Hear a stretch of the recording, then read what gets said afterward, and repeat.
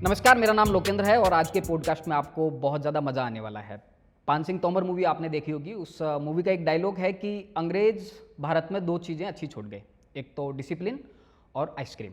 मैं कह रहा हूँ कि अंग्रेज़ें और भी बहुत सी चीज़ें हिंदुस्तान में अच्छी छोड़ गई, जिनमें है क्रिकेट, करप्शन और कलेक्ट्री। क्रिकेट वो जो इस देश का मजहब बन चुका है, करप्शन यानी कि इस देश को दीमक की तरह खा रहा है, और एक है कलेक्ट्री जो इस देश में भौकाल का दूसरा नाम है। बोले तो रौब, पूरी तरह से रुतबा, और मैं कहूँ कि हिंदुस्तान की जो पूरी विधायिका है वो कलेक्टर के इर्द गिर्द घूमती है।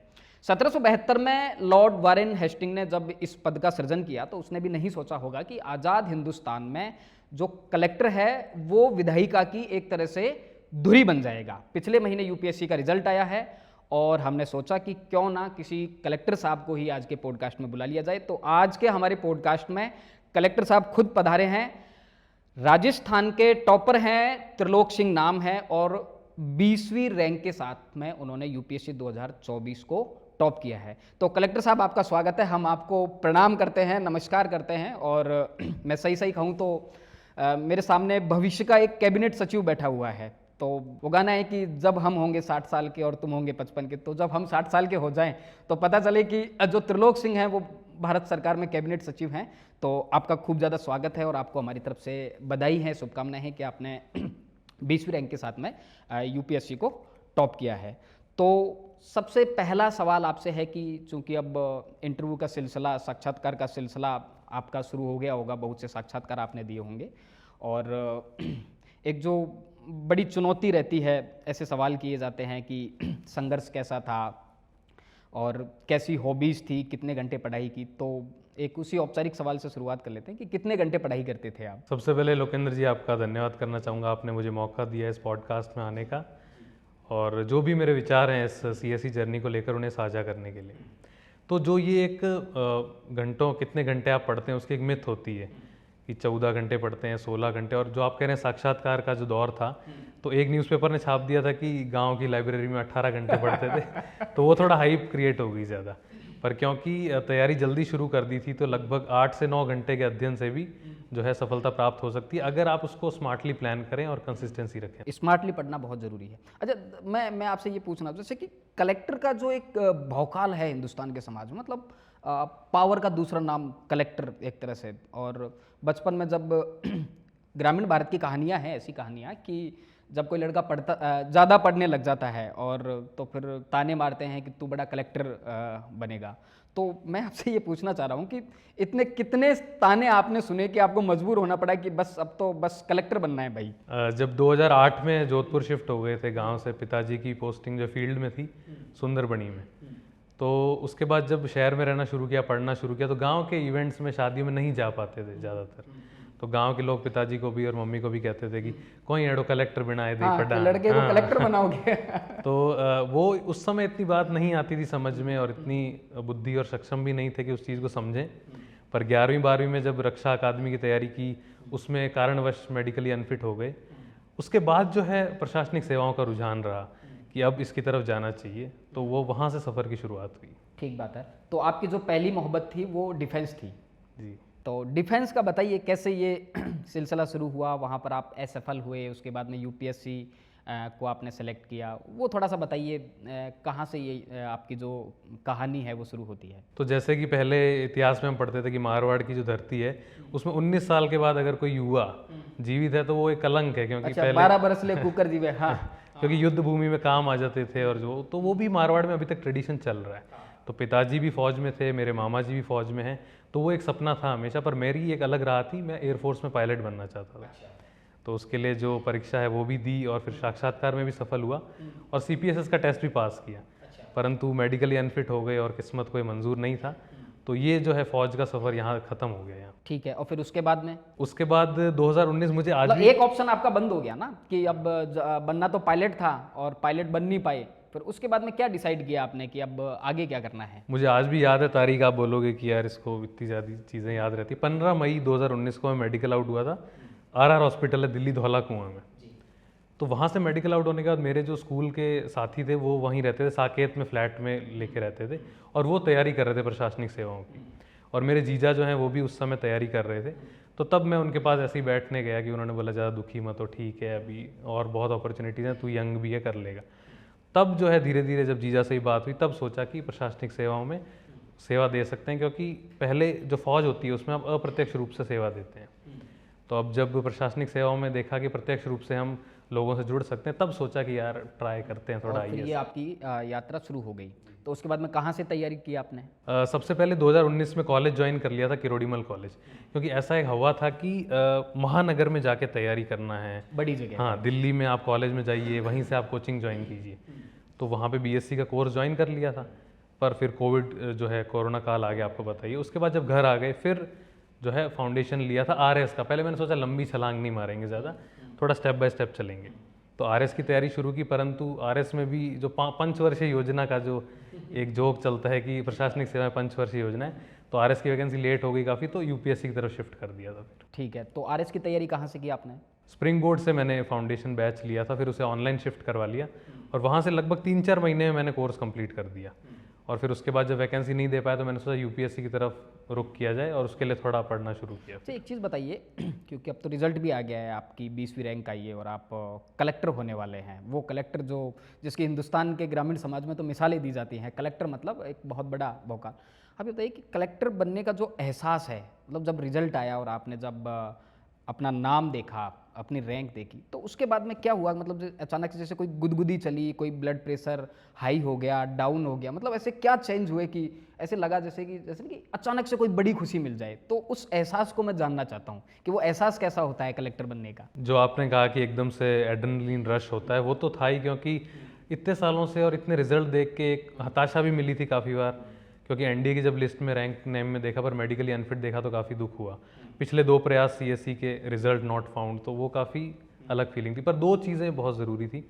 एक तो ये शांति मिल गई कि वापस प्रारंभिक परीक्षा नहीं देनी, प्रीलिम्स नहीं देना है। अच्छा। और दूसरा पिताजी के रिटायरमेंट की खुशी थी, क्योंकि मैं पापा को बोलता था कि अब इस साल तो आपको पक्का मैं रिटायर करवा दूंगा, कोशिश कर रहा हूँ। तो वो एक ज़्यादा रिलीफ था बाकी सब चीज़ों से। ये सांप सीढ़ी वाला खेल हो गया ना कि आप इंटरव्यू में फेल हुए तो वापस से प्री, उसके बाद में फिर वापस से प्री पास करो, मेंस पास करो, फिर उसके बाद में। तो ये कितनी बार दिया आपने यूपीएससी? ये मेरा तीसरा प्रयास था इसमें। सबसे पहली बार में मैं प्रीलिम्स में फेल हो गया था, हाँ, और सेकंड टाइम मेंस में फेल हो गया। और जो आपने कहा काफ़ी क्रूर परीक्षा, मेरी मम्मी तो इतनी भोली है, मैं एनडीए जब देखे आता था, फर्स्ट एनडीए मैंने दिया था, बनारस में मेरा इंटरव्यू था। वहाँ से जब मैं आउट हुआ तो मम्मी ने बोला कि हमें पेपर तो पाछो को देना, सीधो इंटरव्यू जाए। तो मैंने मम्मी को बोला मम्मी पेपर ही पाछो देना पड़े। तो सांप सीढ़ी वाली जो बात वो यहाँ पे कि वापस से जीरो से शुरू करना हाँ, पड़ता है। अच्छा, एक बात और चलती है यूपीएससी के बारे में कि लड़के प्यार में इंतकाम लेने के लिए यूपीएससी क्रैक कर देते हैं। यार ऐसी खूब सारी कहानियां हैं। तो कहीं ऐसा आपका तो कोई मामला नहीं था कि कोई किसी से इंतकाम लेना था, कि किसी से बदला लेना था कि चलिए अब हम कलेक्टर बन के बताते हैं तुम्हें हम कौन है? हाँ, ये आपने सही बात की कि इंतकाम वाला जो एक काफ़ी ट्रेंड चलता है कि यूपीएससी से रिलेट किया जाता है, पर मेरी ऐसी कोई प्रेरणा थी नहीं। पहले फौज में जाना ही चाहते थे, फिर यहाँ पर आगे। पर एक ये था कि मेरे पिताजी एक बात कहते हैं कि कोई भी उनसे पूछता था कि आप इतना पैसा पढ़ाई में खर्च कर रहे हैं, आपने कोई प्लॉट वगैरह नहीं लिया, कोई प्रॉपर्टी नहीं, तो आप बोलते ये बच्चे 2 हैं जो मेरी एफडी है, जो मेरे बड़े जीजा और मैं की एफडी है, ये जब रिटर्न देगी तो बहुत तगड़ा रिटर्न देगी। तो वो एक था कि अच्छा करना है और पिताजी के लिए और उनके लिए ये सब करना था मुझे। ठीक बात है। तो इंतकाम जैसा तो कोई लफड़ा नहीं था आपका। चलिए, एक फिल्म आई थी ट्वेल्थ फेल, और उसमें कमाल की फिल्म थी। मैंने अभी वो मूवी देखी थी कि एक मनोज कुमार जो आईपीएस हैं, चिटिंग करके पास होने की कोशिश करते हैं और उसके बाद में फिर वो पूरा जो सेंटर है वो ही रद्द हो जाता है, फिर वो वापस से जैसे तैसे पास करते हैं। और दिल्ली में जाने के बाद में उनको एक श्रद्धा नाम की लड़की मिलती है, तो श्रद्धा के मोटिवेशन से वो तो ये भी एक कहानी है यूपीएससी का, एक नैरेटिव है कि कोई ना कोई मोटिवेशन होना चाहिए। तो मैं त्रिलोक सिंह से जानना चाहता हूँ कि कौन था आपका मोटिवेशन जिसने ये बांधे रखा उस टारगेट से आपको कि बस भाई अब इसके लिए तो पढ़ना है कम से कम और इस बार तो निकालना ही है? मोटिवेशन की जो आपने बात की वो काफ़ी सही है, क्योंकि कोई ना कोई एक प्रेरणा स्रोत हमेशा आपका रहता है। तो जब पहले फौज में जाने का सपना इसीलिए था क्योंकि पिताजी ने 28 साल सेवा दी थी, तो वो एक बड़ा फैक्टर था कि जो देश की सेवा फौज में नहीं दे पाए तो प्रशासनिक सेवाओं की तरफ ज़रूर जाना चाहेंगे। फिर दूसरा ये था कि परिवार के लिए तो करना ही था, साथ ही साथ बहुत सारे प्रशासक ऐसे रहे हैं जो प्रेरणा स्रोत रहे हैं। गंगा सिंह राजपुरोहित जी सेलेक्ट हुए थे राजस्थान से हाँ हैं? जी, उनकी 33वीं रैंक थी।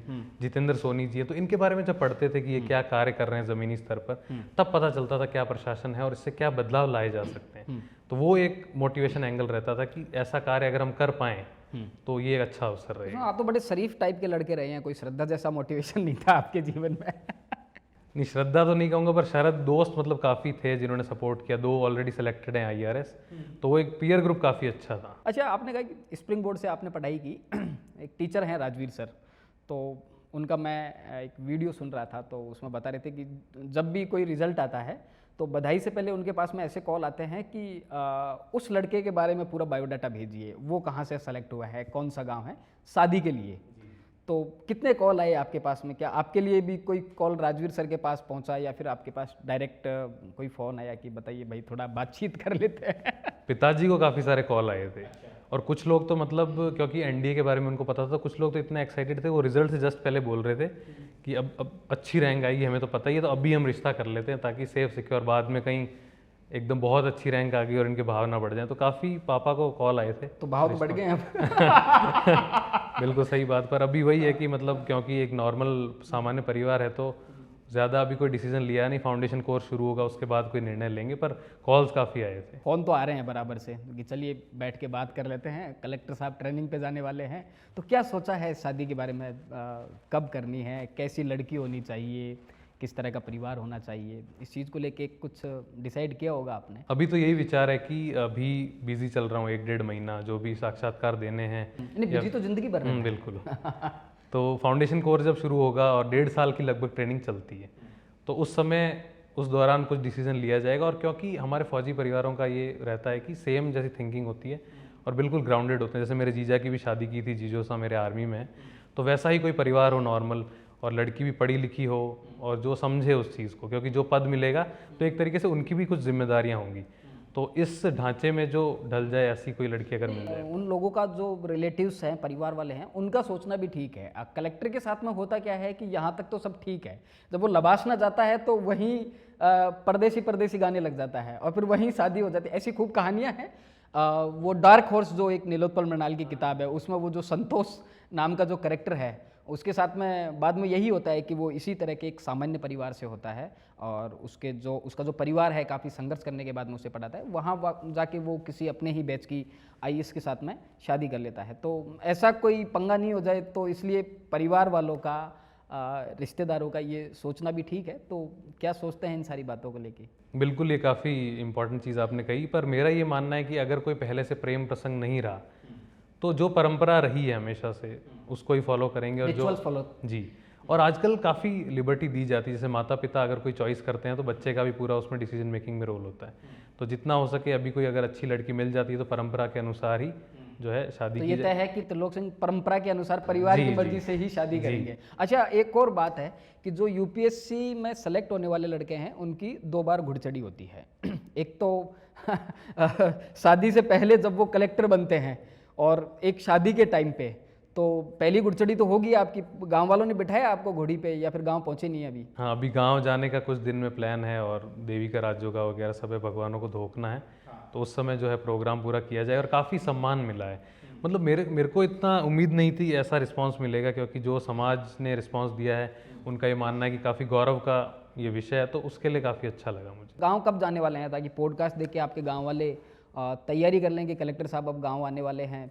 अभी 1-2 दिन में कॉलेज का इवेंट है एनुअल डे का, उसके जस्ट बाद जो है मैं गांव जाऊंगा फिर। तो गांव वालों ने तैयार कर रखी है घोड़ी, बैंड बाजा। अभी मैं देख रहा था राजस्थान से कोई एक और हैं जो IAS में सेलेक्ट हुए हैं, उनका वीडियो सोशल मीडिया पे काफ़ी वायरल। तो वो गांव पहुंचे तो आप घोड़ी छोड़िए, जो नया ट्रेंड चला है JCB को वहाँ लगा के सड़क पे और फूल बरसाने वाला जो, तो मतलब सोच के कैसा लगता है कि मतलब ये तो आज मैं ऊपर आसमान नीचे, वैसी कोई फीलिंग नहीं आती? हाँ, वो काफ़ी ऐसी प्रदर्शनियाँ की जाती है, पर मेरा ये मानना है कि नॉर्मल रहना चाहिए सारा, क्योंकि शुरू से ही शो का इतना शौक रहा नहीं है। तो अगर गांव वाले अच्छे स्वागत करेंगे और जो कुछ बड़े बूढ़ों के बीच में बैठने का मौका मिलेगा तो वो ज़्यादा अच्छा रहता है। एक नॉर्मल सा स्नेह मिलन समारोह टाइप कर सकते हैं। आपके थोड़े बचपन की तरफ चलते हैं। जोधपुर के औसिया में एक छोटा सा गांव भाकरी, तो वहाँ आपका बॉर्न हुआ, वहाँ आपकी परवरिश हुई। तो गांव से कितना लगाव रहा शुरू से? और आपकी जो परवरिश है उसमें ग्रामीण जीवन का, ग्रामीण कल्चर का, क्योंकि आप बार बार मारवाड़ी शब्दों का प्रयोग कर रहे हो, एकदम देशी अंदाज में बातचीत कर रहे हो, तो मुझे लगता है कि काफ़ी कनेक्ट हैं आप अपने रिचुअल से, अपने गांव से, अपने देहात से। तो वो थोड़ा उसके बारे में बताइए कि गांव में किस तरह की परवरिश रही आपकी। गांव का एक बहुत ही अहम योगदान रहा है जीवन में। और जब पिताजी के साथ जहाँ उनकी पोस्टिंग होती थी वहाँ साथ में जाते थे, पर गर्मियों की और सर्दियों की छुट्टियों में हमेशा गांव जाया करते थे। मेरे बड़े पिताजी को काफ़ी शौक है इन चीज़ों का, परंपरा के बारे में बात करना। जैसे हम दुर्गादास जी के वंशज है, जस करनौत हैं, तो मुझे बिठा के बताते थे कि ये हमारी पीढ़ी है, ये हमारी तलवार है, ये हमारा नगाड़ा होता है। और जो भी कहानियाँ हैं, जैसे जो भूमिया जी हैं, या सारी चीज़ें, और जो गांव का खान पान है उसकी भी आदत शुरू से लग गई। मतलब जब हम बाहर भी रहते थे, कैंट एरिया में रहते थे, तो मारवाड़ी में ही जो है घर में बातचीत होती थी। अच्छा। और जो भी जैसे राबोड़ी की सब्जियां हैं, सांगरी है, भटकनियाँ, राब, ये सब नॉर्मल के मैंने देखा है काफ़ी ऐसे राजस्थानी परिवार हैं जो बाहर रहकर इस चीज़ से डिस्कनेक्ट हो चुके हैं।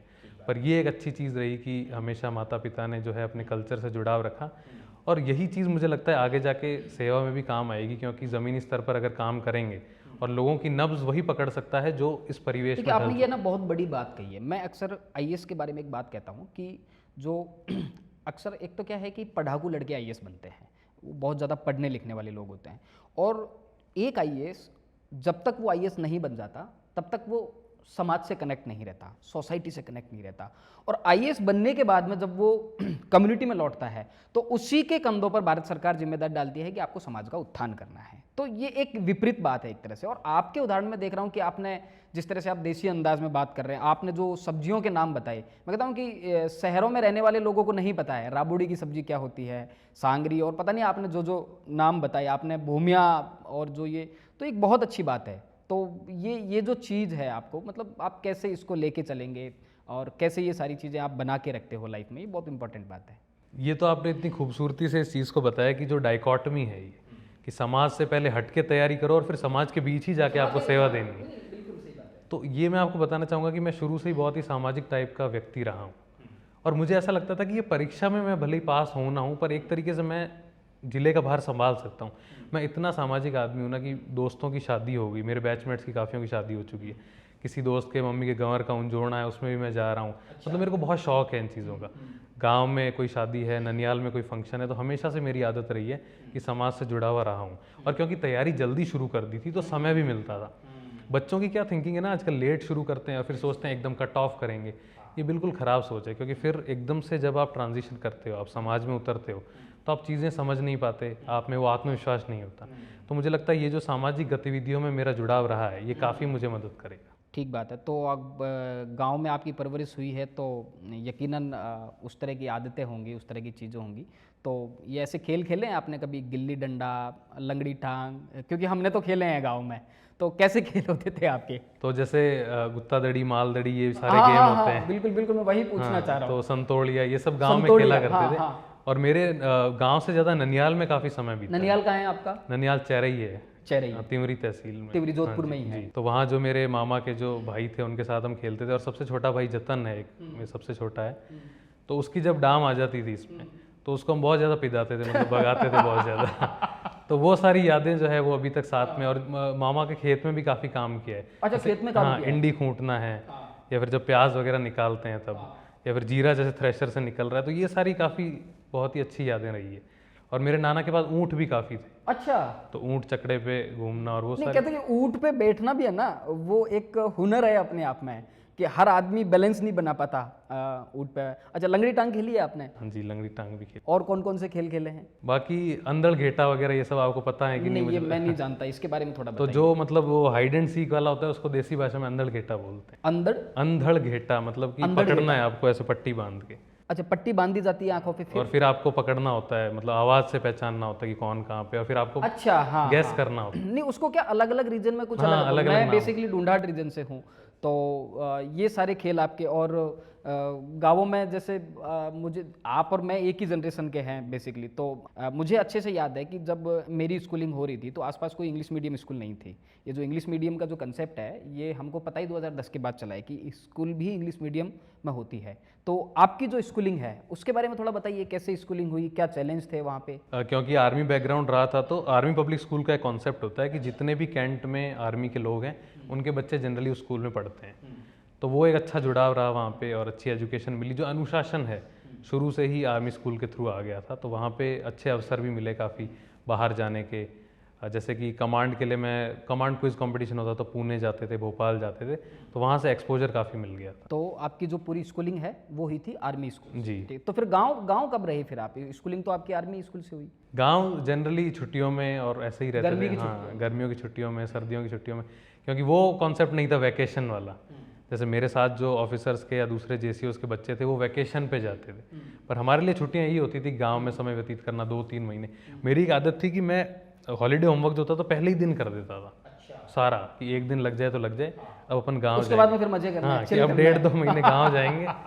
और क्योंकि जहाँ मैं जोधपुर में भी रहा हूँ ना, डीगाड़ी क्षेत्र जो है वो काफ़ी ग्रामीण टाइप का क्षेत्र ही है, अभी उसे वार्ड में इंक्लूड किया गया है। तो वहाँ पे खुले मैदान, खेत थे, क्रिकेट खेलते थे, ट्रॉफियाँ होती थी, और वैसा ही मतलब एक माहौल था। कौन से खेल खेलते हो आप? क्या खेल को लेके कौन से? Cricket, football? आर्मी जो कल्चर होता है वहाँ पे खेल को बहुत प्रमोट किया जाता है। तो क्रिकेट, बास्केटबॉल, ये सारे खेल तो आपने खेले ही होंगे कम से क्रिकेट खेला है मैंने, और बास्केटबॉल, और 10 मीटर एयर पिस्टल मैंने प्रोफेशनली खेला है। कम। अच्छा। उसमें मैं प्री नेशनल्स तक खेल चुका हूँ, तो वो एक गेम भी मैंने पिकअप कर लिया था साथ ही साथ। तो ये सारे शौक जनरली रहे हैं। तो खेल का मजा तो लेकिन वही है जो लंगड़ी टांग खेलते हाँ, हैं, बिल्कुल। संतोड़िया जो आपने बताया। जहाँ जो देसी गेम अपने सारे हैं वो। धीरे धीरे मैं देख रहा हूँ कि गांवों से ये खेल खत्म होते जा रहे हैं। जो अभी की जो 2015 के बाद 2010 के बाद जो जनरेशन आई है वो इन खेलों को भूल चुकी है। अभी एक जो मुझे पता नहीं मैंने कब ये खेल अपने गांव में देखा था, वो जो कांकरों के साथ में, कंकर के साथ हाँ, में, वो ऐसे खेलते कांकरा क्या बोलते हैं उसको, तो वो खेल तो बिल्कुल। तो आपके जैसे जो देशी लोग हैं, जो गाँवों से आए हुए लोग हैं, वो कलेक्टर बनेंगे, वो एडमिनिस्ट्रेशन को संभालेंगे, तो ये भी है कि जो पुराना कल्चर है हमारा, जो गांव जो खत्म होते जा रहे हैं, गाँवों का ट्रेडिशन जो खत्म हो जा रहा है, तो लगता नहीं है कि आपको कि कलेक्टर की भी ये रिस्पॉन्सिबिलिटी होनी चाहिए कि वो उन सारी चीज़ों को वापस से लोगों को बताया जाए, गांव के जो ट्रेडिशंस हैं उनको फिर से स्थापित किया जाए एक तरह से? ये बिल्कुल सही बात कही आपने कि जो पुराने गेम्स हैं इसको परंपरा से भी जोड़ सकते हैं। आजकल आप देखो कि मोबाइल फ़ोन्स का जब से यूज़ बढ़ा है, कि पबजी है और ये फ्री फायर, इनकी वजह से जो परंपरागत गेम है वो कम हो चुके हैं। ऊपर से राजस्थान में तो और भी दिक्कत है, क्योंकि हमारी जो मायड़ भाषा है उसको भी जो है रिकॉग्निशन नहीं मिल रखा है।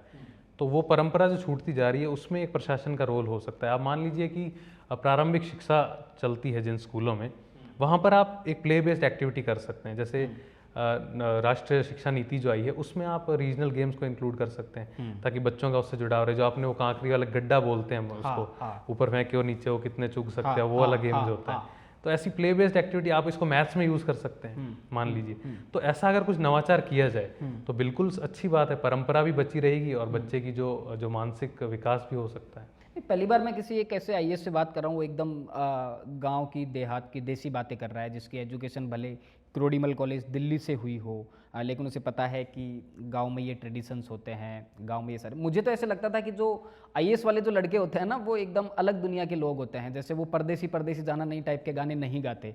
तो कौन से गाने पसंद हैं आपको? तो जो आपने पहले उस बात को कहना चाहूँगा कि जो आपने कहा कि जो एक रूट से जुड़ाव है, मैं जब डीयू में भी था तो मैं रोटी चूर के जीमता था वहाँ। अच्छा, ये तो जोधपुर वालों का मैं कह रहा हूँ कि एकदम पेटेंट मामला है कि जब तक रोटी को वो चूर नहीं लेते ना, जैसे मैं भी देखता हूँ, मेरे दोस्त हैं जोधपुर के खूब सारे, तो यहीं रहते हैं आसपास वगैरह, तो उनका खाना खाने का जो तरीका है ना वो वही है। वो पूरी एक बड़ी थाली लेंगे, उसमें रोटी सब्जी वगैरह है जो भी है, तो उसको वहीं डाल देंगे। तो आप कुछ बता रहे थे। तो जो मेरे दोस्त थे कुछ हनुमानगढ़ के, राजसमंद के, वो चम्मच से खाते थे, और मैं कुछ उच्चारण भी ऐसा होता है ना देसी भाषा का, पानी बोलता था, दाल बोलता था, तो लोग मजाक उड़ाते थे। पर वो एक था कि ये हमारा कल्चर रहा है शुरू से, इसको साथ में रखना है। दूसरा जो आपने कहा गाने कौन से सुनना पसंद करता हूँ, जनरली जो 90s के कुछ सॉन्ग्स हैं और पुराने किशोर कुमार साहब के हैं, रफ़ी साहब के हैं, कुछ मोहित चौहान जी के गाने और के गाने सुनना काफ़ी पसंद है।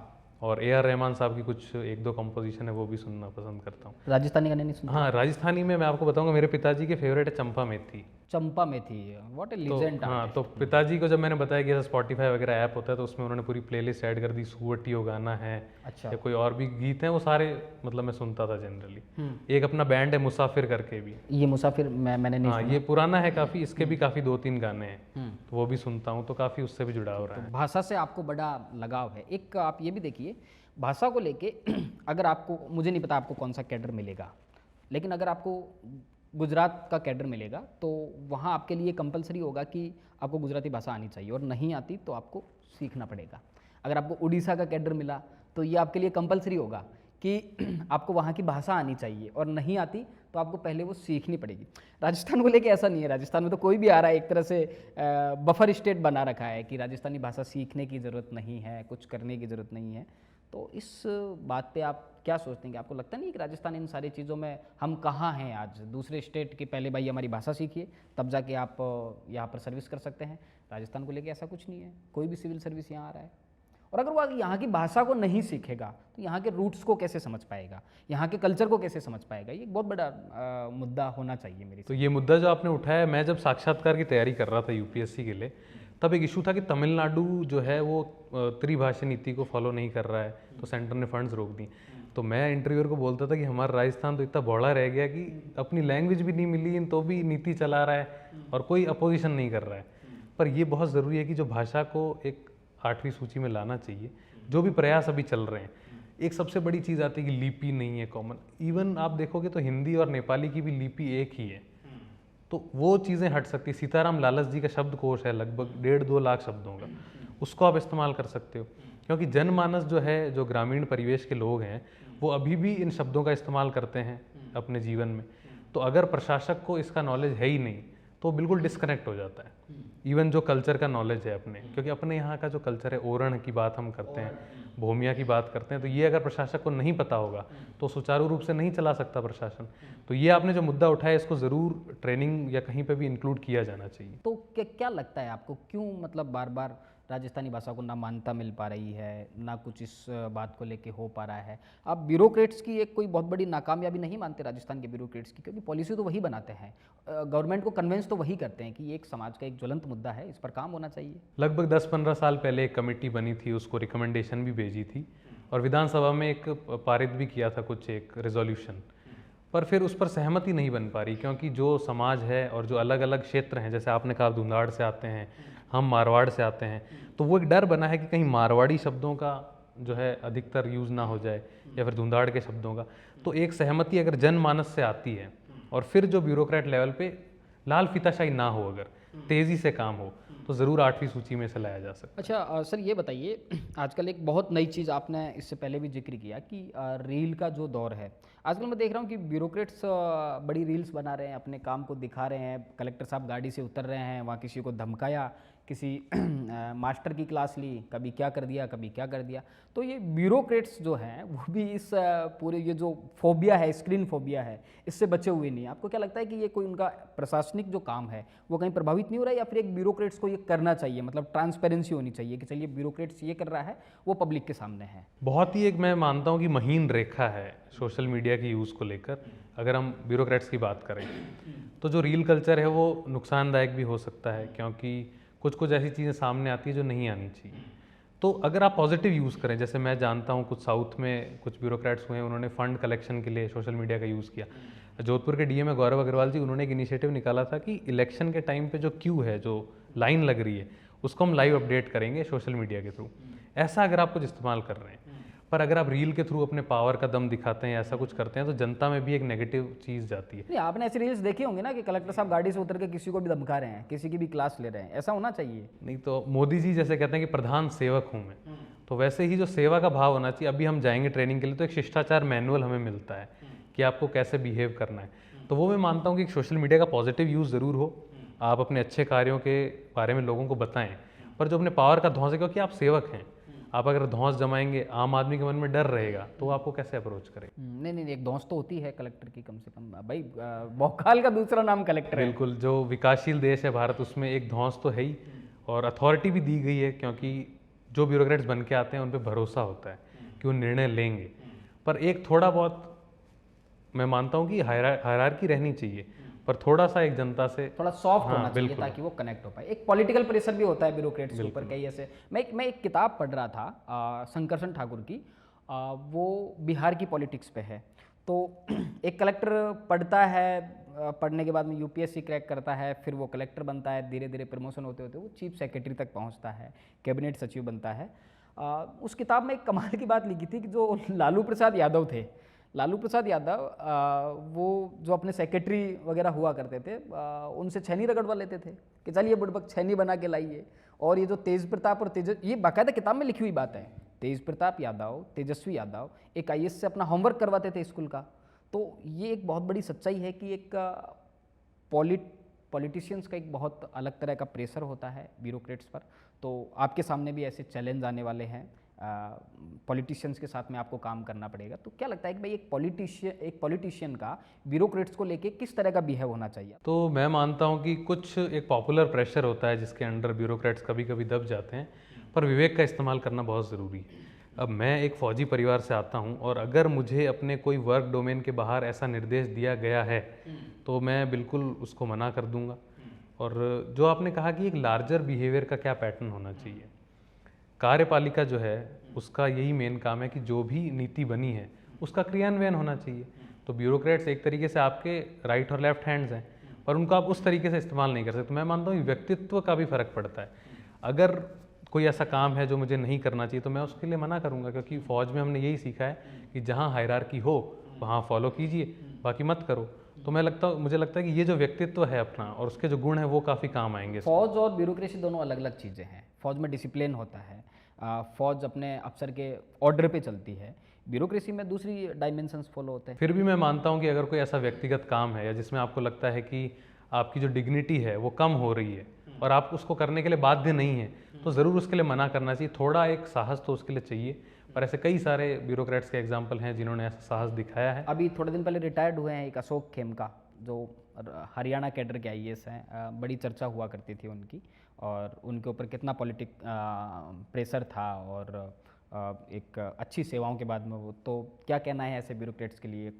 किस तरह के ब्यूरोक्रेट्स आपके आइडल हैं बेसिकली? कुछ एक नाम बताइए कि इनको मैंने फॉलो किया और इनका काम मुझे अच्छा लगता है। अशोक सर तो एक प्रेरणा का स्रोत रहे हैं हर एस्पिरेंट के लिए, क्योंकि उन्होंने जो डिसीजन लिए थे इंटीग्रिटी से वो काफ़ी महत्वपूर्ण थे। फिर जो मैंने आपको बताया कि राजस्थान के जो ब्यूरोक्रेट्स हैं, जैसे जितेंद्र सोनी जी हैं या फिर गंगा सिंह राजपुरोहित गुजरात काडर के हैं, तो उनका जो काम रहा है, या फिर मैं जैसे इंडियन एक्सप्रेस के गवर्नेंस एक्सीलेंस अवार्ड्स आते हैं तो उसमें कुछ कुछ डीएम की कहानियाँ पढ़ता हूँ कि उन्होंने पूरे ज़िले की ही तस्वीर बदल दी। जैसे रामपुर ज़िले की एक कहानी थी कि कैसे उन्होंने गरीबी और जो माल न्यूट्रिशन है दोनों को टारगेट किया और वहाँ के किसानों का भी भला हुआ। तो ऐसे जो ब्यूरोक्रेट्स हैं उनसे काफ़ी प्रेरणा मिलती है। एक और ख़ास बात पता चली कि जो यूपीएससी 2024 की टॉपर हैं शक्ति दुबे, मेंस में आपके ज़्यादा नंबर हैं शक्ति दुबे से। तो ये गड़बड़ कैसे हुई? मतलब कि मेंस में नंबर आपके ज़्यादा हैं और आपकी 20वीं रैंक है, और जो यूपीएससी टॉपर है शक्ति दुबे, तो ये थोड़ा समझ से बाहर का मामला है। तो मैंने तो उम्मीद नहीं की थी। पिछली बार मेरे 674 नंबर थे और इस बार 170 नंबर की मैंने बढ़ोतरी की है। 8 नंबर मेरे मेंस में ज़्यादा हैं शक्ति जी से, और ऑप्शनल में भी मेरे उनसे ज़्यादा हैं और निबंध में भी। पर साक्षात्कार में कुछ ऐसी गलतियां रही। अब क्या होता है ना कि जो एक ट्रेंड है, यूपीएससी के बोर्ड जो होते हैं, इंटरव्यू बोर्ड्स होते हैं, उनका मार्किंग पैटर्न होता है एक, तो उस पर ज़्यादा चर्चा नहीं कर सकते कि कितना कैसा रहता है।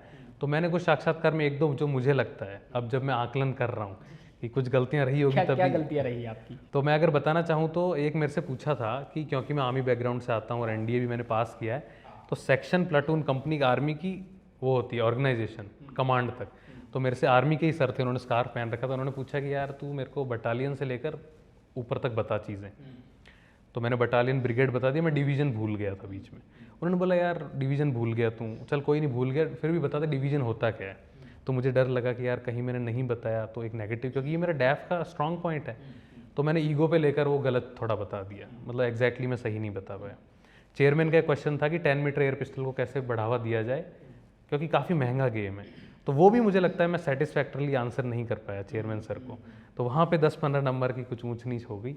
और बाकी अगर रिटर्न में ज़्यादा है तो मैं ज़रूर चाहूँगा, मैंने अभी टेलीग्राम पे चैनल बनाया, जितने भी अभ्यर्थी हैं वो ज़रूर उसे फॉलो करें, और रिटर्न में अगर ज़्यादा है तो ज़रूर कुछ ना कुछ इनपुट्स मैं उनको दे पाऊँ। तो अच्छा, एक चीज़ और बताइए, क्योंकि अब तो आप कलेक्टर होने वाले हैं, लबासना जाएंगे, बतौर ब्यूरोक्रेट्स क्या प्राथमिकताएं रहेंगी आपकी? आप कहीं एज ए ब्यूरोक्रेट्स लीड कर रहे हो, तो आपकी पहली 3 क्या प्राथमिकताएं हैं कि ये काम जो है वो तो मैं करूँगा ही करूँगा और इसके बिना काम नहीं चलेगा? जो सबसे पहले मैंने बात की थी कि जो मैंने देखा है कि शिक्षा को लेकर काफ़ी पलायन होता है गाँव से शहर की तरफ, और जो अपने गांव में भी मैंने स्कूल की स्थिति देखी है, तो प्रारंभिक शिक्षा पर ज़रूर काम करना चाहूँगा। दूसरा, एक तो राजस्थान का पहले से ही आप मानते हैं कि थोड़ी ज़मीन भी बंजर है और इतनी किसानों की आय है नहीं, तो जो सेल्फ हेल्प ग्रुप का जो रिवॉल्यूशन है या जो किसानी में जो अपने जैसे मथानिया में फैक्ट्री लग रही है मिर्च की, या तिमरी में एग्रो प्रोसेसिंग जोन है, तो इस तरीके से क्या हम अपनी परंपरागत सब्जियों का इस्तेमाल करके किसानों की आय बढ़ा सकते हैं कि नहीं, एक उस पर भी ज़रूर जो है फोकस रहेगा। राजस्थान का प्रतिशत बड़ा बढ़ रहा है आजकल यूपीएससी में, पिछले 4-5 सालों का आप रिजल्ट, क्या कारण मानते हैं? कितनी अच्छी बात है ये? आज सीएम साहब से जो है मीटिंग है शाम को उनके रेजिडेंस पे, और लगभग मैंने लिस्ट देखी थी, 83 लोग सेलेक्ट हुए हैं राजस्थान से, बड़ी बात है। और उत्तर प्रदेश के बाद दूसरे स्थान पर आता है। अरे कमाल की बात है। और पहले बिहार, तमिलनाडु, दिल्ली, इनका हम परसेंटेज ज़्यादा देखते थे। तो जो मुझे लग रहा है प्रेरणा से चीज़ें बढ़ रही है। जैसे सबसे पहले निशांत जैन सर थे, गौरव अग्रवाल सर थे, उन्होंने ट्रेंड को स्टार्ट किया। उसके बाद जो ऑनलाइन क्रांति आई, उससे छोटे शहर में रहकर भी आप तैयारी कर सकते हो, चाहे वो जयपुर हो, सिक्कर हो, जोधपुर हो, बाड़मेर हो, तो ये भी एक काफ़ी चेंज आया है। तो जो पहले ब्यूरोक्रेट्स गए, उनकी प्रेरणा, ऑनलाइन रिसोर्सेज की अवेलेबिलिटी, और जो एक हमारे यहाँ के लोगों की जो जुझारूपन है, क्योंकि लड़ाका राजस्थान, क्योंकि जो अपना मारवाड़ की स्थिति रही है, तो उसमें एक जुझारूपन अपने यहाँ भी डीएनए में बिल्ट इन है, तो वो भी मुझे लगता है एक कारण रहा है इससे। ठीक है। अच्छा, एक चीज़ भैया, आपने बिहार का बड़ा ठीक मामला बताया, सबसे ज़्यादा आईएएस बिहार से निकले हैं और सबसे ज़्यादा दुर्दशा बिहार की है। तो उसके बाद आप देखिए कि यूपी का जो पूर्वांचल वाला इलाका है, जौनपुर, ये जो गोरखपुर वाला, वहाँ से खूब आईएएस निकले हैं, वहाँ पूरे गांव के गांव आईएएस बन गए हैं, लेकिन वहाँ डेवलपमेंट नहीं हो पाया। बिहार सबसे पिछड़ा स्टेट है। उसके अलावा आप देखिए, इस देश में सबसे पहले नौकरी करना सिखाया बंगाल ने, बंगाली बाबू का जो कल्चर था। देश के जो पहले हिंदुस्तानी आईएएस थे, आईसीएस होता था उस टाइम पे, वो सुरेंद्र नाथ टैगोर थे, मतलब बंगाल से पहले कलेक्टर निकले। आज बंगाल की दुर्दशा देख लीजिए। तो कितना बड़ा फेल्योर है कि जिस जगह से सबसे ज़्यादा ब्यूरोक्रेट्स निकल रहे हैं, जिस जगह से सबसे अच्छे ब्यूरोक्रेट्स निकल रहे हैं, वही इलाके पिछड़ते जा रहे हैं, उसी इलाके की दुर्दशा होती जा रही है। तो ये बड़ी चिंता की बात है। राजस्थान से जो निकलने वाले ब्यूरोक्रेट्स हैं, उनको इस दिशा में सोचना चाहिए कि वो कितना कंट्रीब्यूट कर सकते हैं अपने स्टेट के लिए। ये आपने बिल्कुल सही बात की कि जो जन्मभूमि है उसको लोग कर्म भूमि नहीं बनाना चाहते हैं, और ये दुर्दशा की जो स्थिति है, इसके कारण एक साइकिल बन चुकी है कि बिहार का जो आईएएस है वो आउटसाइडर के थ्रू कोई दूसरे स्टेट में जाना चाहता है। तो ये जो रिस्पॉन्सिबिलिटी जो है उसका त्याग कर रहे हैं कुछ एस्पिरेंट्स। फिर बंगाल की कुछ वो पॉलिटिकल चीज़ें भी है जिसके कारण ऐसी दुर्दशा रही। जो आपने लार्जर क्वेश्चन पूछा है कि क्या राजस्थान के ऑफिसर्स की क्या जिम्मेदारी, जो भी ज़मीन से उठ के आया है, जिसने चीज़ें देखी है, सारे ज़मीन से ही उठ के आते हैं। मिडिल क्लास का सपना है आईएएस बनना, मिडिल क्लास फैमिलीज के लड़कों का सपना है। अब ये देखिए, जो एलिट क्लास है वो बिजनेस कर रहे हैं, कुछ और कर रहे हैं, लेकिन बात ये है कि वही लोग बाद में जाके चेंज हो जा रहे हैं। ये बिहार से जितने भी आईएएस निकले, larger than middle class family से बिलोंग करने वाले लोग थे। आधे लोग लव मैरिज करके किसी दूसरे स्टेट में चले गए, आधे लोग अपनी चॉइस के हिसाब से चले गए। बिहार के पास में क्या बात? तो मुझे ये लगता है इसमें जो आपकी परवरिश होती है और जो भी आपका वैल्यू सिस्टम बन जाता है ड्यूरिंग प्रिपरेशन ईयर्स, वो काफ़ी हेल्प करता है। जैसे पिताजी, हमारी फौजी फैमिली थी, तो वो हमेशा से रहा है कि जो वैल्यूज़ हैं या फिर जो वापस देना है अपने स्टेट को, तो वो एक फीलिंग हमेशा से मन में रही। और कुछ एस्पिरेंट्स होते हैं जो ज़्यादा सेंसिटिव होते हैं चीज़ों को लेकर, और एक कल्याण का जो कार्य है वो ज़्यादा करना चाहते हैं। तो मैं यही मानूंगा कि ट्रेनिंग में जाकर ज़्यादा ना बदलें वो लोग, और अपनी जो रिस्पॉन्सिबिलिटी है, जो शपथ वो लेंगे, या जो शिष्टाचार मैनुअल या जो संविधान की कॉपी उनको मिलती है, उसको हमेशा मन में रखना है कि हमें अपने राज्य के लिए काम करना है। अच्छा, ठीक बात है। तो आपके पापा का रिटायरमेंट कब है?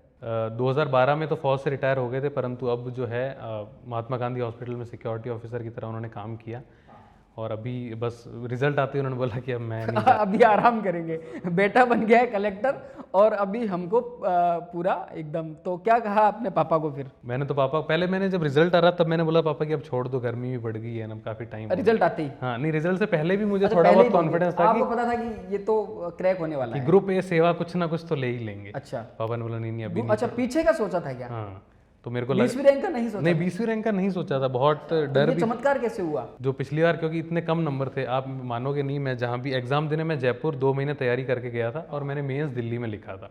तो कोई भी मिलता, क्योंकि मेरा आरएस के मेंस के और यूपीएससी के मेंस में 48 दिन का फ़र्क था बस। तो लोगों ने बोला यार 48 दिन में देख के आ जाना, इंटरव्यू कॉल गलती से आ गई तो अच्छा एक्सपीरियंस होगा, सूट बूट पहन के फ़ोटो खिंचा के आ जाना। मैंने बोला सही बात है, पर मैंने जो है अपना जो विश्वास था वो नहीं छोड़ा। मैंने सोचा यार प्रयास अगर करेंगे तो वो पंक्ति है ना कि और अधिक ले जांच देवता, इतना क्रूर नहीं है। थक कर बैठ गई क्या भाई, मंजिल दूर नहीं है। तो वो मैंने चीज़ को फॉलो किया और जो है सक्सेस, मतलब ये जंप काफ़ी बड़ा है 177 नंबर का। आप मानोगे नहीं, इतने सारे एस्पिरेंट्स को होप मिली है कि हम भी स्कोर इंप्रूवमेंट कर सकते हैं। तो मुझे इस चीज़ का भी बहुत गर्व है कि जो एग्जाम्पल मैंने सेट किया कि आप सेल्फ स्टडी के साथ साथ ये चीज़ कर सकते हैं। मम्मी ने क्या कहा? अभी मम्मी को क्या करना है, मम्मी को क्या चाहिए, मतलब एक बहू चाहिए या फिर जो है सब ठीक है, मतलब उनकी क्या डिजायर है अभी आपसे? मम्मी का जब पिछले साल भी काफ़ी उम्मीदें थी, तो मम्मी क्या यूट्यूब पे लबसना के वीडियोस देखती थी अच्छा। कि नाश्ते में क्या मिल रहा है। अरे वाह। मैंने बोला मम्मी अब होगा कि नहीं आप पहले, क्योंकि परिवार वाले एक्साइटेड रहते हैं अच्छा कि लड़का यहाँ जाने वाला है। और पहले से तैयारी कर रही कि मैं ये सूट पहनूंगी, मीडिया वाले आएंगे तो। अच्छा। और ऐसे तो डांस आप सूट पहन के तो नहीं आए आज? नहीं बिल्कुल, मैं तो अब एक इवेंट से आया था तो इसी ड्रेस में आ गया मैं। तो मम्मी काफ़ी एक्साइटेड, पर जब मीडिया वाले आए तो मम्मी बिल्कुल भाव विभोर हो गई थी, मतलब ज़्यादा व्यक्त नहीं कर पाई। उनके लिए भी मम्मी का यही था कि बोलती थी कि यार भगवान देखेगा, इतनी मेहनत कर रहा है। वो एक मम्मी का एक कंसर्न था कि इतनी मेहनत कर ली है तो अब मिलना चाहिए इसे कुछ। ठीक बात। और लबासना के वीडियो कैसे लगे मम्मी को? बहुत अच्छा। मम्मी ने बोला कि ही तो हल्लो तो को पड़ेन गड्डी आएंगे क्या सूटर इनकी वापस गई है, क्या कहा? ही हल्लो तो को पड़ेन सूटर भी जा लेन जा जे उठेगी, सर्दी ज़्यादा होती है। मैंने बोला ठीक है मम्मी, वो तो जब मौका मिलेगा तब देखेंगे। और दोस्तों का रिएक्शन बताओ, जो आपके आसपास के दोस्त थे, उन्होंने क्या कहा, कैसा लगा? या फिर ऐसा नहीं है कोई किसी ऐसे दोस्त का भी फ़ोन आया हो जिसने कहा कि मैं 8वीं क्लास में तब साथ थे, और ऐसा कुछ हुआ कि जिनको आप जानते नहीं हो कि उन्होंने भी फ़ोन करके कहा कि भाई हम तो साथ साथ पढ़े हैं, साथ साथ ये किया, दोस्त हैं, ये हैं? तो आर्मी स्कूल में जब रहते हैं तो क्या होता है, ट्रांसफ़र बहुत जल्दी हो जाते हैं लोगों के। तो ऐसे बहुत सारे दोस्त थे 5th 6th के जिनका मैसेज आया था। कुछ दोस्त तो मेरे साथ जर्नी में रहे हैं, हमेशा फेलियर्स में मेरे साथ रहे हैं, वो काफ़ी खुश हुए थे। मतलब दोस्तों का तो क्या है, कॉन्फिडेंस रहता ही है आपके ऊपर। पिछली बार भी बोल रहे तू IPS बन जाएगा, पर सिलेक्शन नहीं हुआ था। तो उन दोस्तों ने जो असफलता में साथ दिया तो उनको बहुत खुशी हुई कि चलो इस साइकिल से तू निकल गया। मतलब उनको ये नहीं होता कि तू IAS बन गया अब हमारा स्वार्थ सिद्ध होगा, वो नहीं, कि साइकिल से तू बाहर निकल गया और अब तेरे को इतना पढ़ना नहीं पड़ेगा, जो तेरे संघर्ष था वो खत्म हो गया। इस चीज़ को लेकर ज़्यादा खुश होते हैं वो। तो हमारे साथ में कलेक्टर साहब थे, जिनके साथ आज खूब सारी बातें की। और ख़ास बात है कि मैं पहले किसी IAS से आज मिला जो एकदम देसी अंदाज में बात करता है, गांव की मारवाड़ी भाषा बोलता है, जिसे गांव के बारे में खूब सारी बातें पता है। तो उम्मीद करता हूं कि आपको ये पॉडकास्ट बहुत ज़्यादा अच्छा लगा होगा। आपको ये पॉडकास्ट कैसा लगा हमको कमेंट करके ज़रूर बताइएगा। बहुत बहुत धन्यवाद। Thank you.